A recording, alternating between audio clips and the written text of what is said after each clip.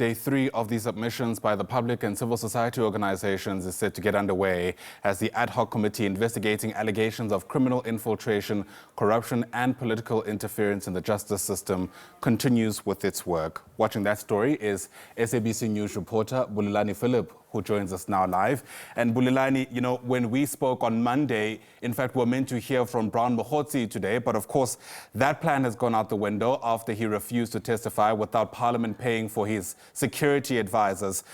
Before we speak about what's likely to unfold today, help us understand how Parliament is dealing specifically with that issue.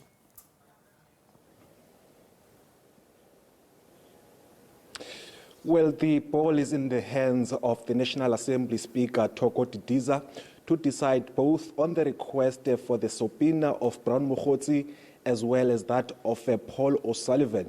You must recall that Paul O'Sullivan was scheduled to appear before the committee on Tuesday as well as Wednesday, and Brown Mokhotsi was supposed to be appearing today and tomorrow, but both have given the committee a runaround. On the part of Brown Mokhotsi, the committee was of the impression that he would voluntarily appear before it, but yesterday the committee received a report that Brown Mokhotsi had made a demand that his personal security detail be paid for by Parliament for a period of 7 days because he didn't trust the parliamentary security services to guard him. So he was demanding that his personal security detail be paid for by Parliament. Of course, he said that if that's not done, he would not come before the committee. Of course, the committee deliberated yesterday morning and also expressed some frustration that he actually dragged this process up until the 11th hour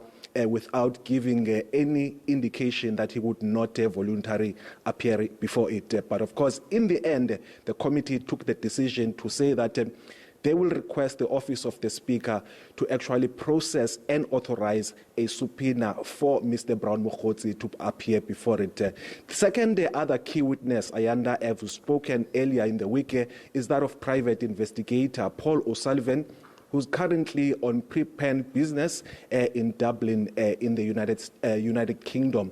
Of course, on his part, he had earlier indicated as far as 2 weeks ago that he would not appear before the committee physically, but he did offer that he would appear virtually. But of course, the members of the committee were insisting that he appear like every other witness that has appeared before it physically.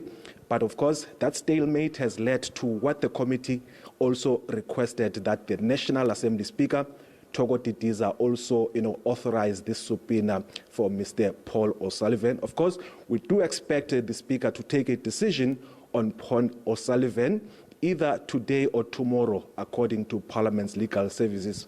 But on his part, Mr. Paul O'Sullivan has indicated that he may actually take this process to court of subpoenaing him because he believes that the rules of Parliament allow for witnesses to testify virtually. Again, also, he's threatened that if the report of the Ad Hoc Committee is processed and finalized and adopted without his input, he's likely to take that report on review. So that's where things stand now in relation to those two witnesses.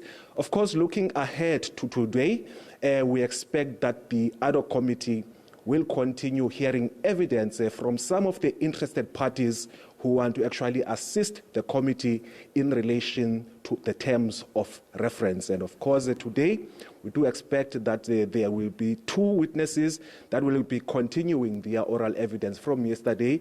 That is Tiani Hlungwani, who is a former finance manager at the Crime Intelligence, who was managing the slush fund account. The other second witness that will be also giving oral evidence is Melusi Mlandu, who is a former executive director in the office of the city manager in the city of Johannesburg. Proceedings are expected to begin at 11 o'clock this morning. Our viewers can follow all those proceedings on our social media pages.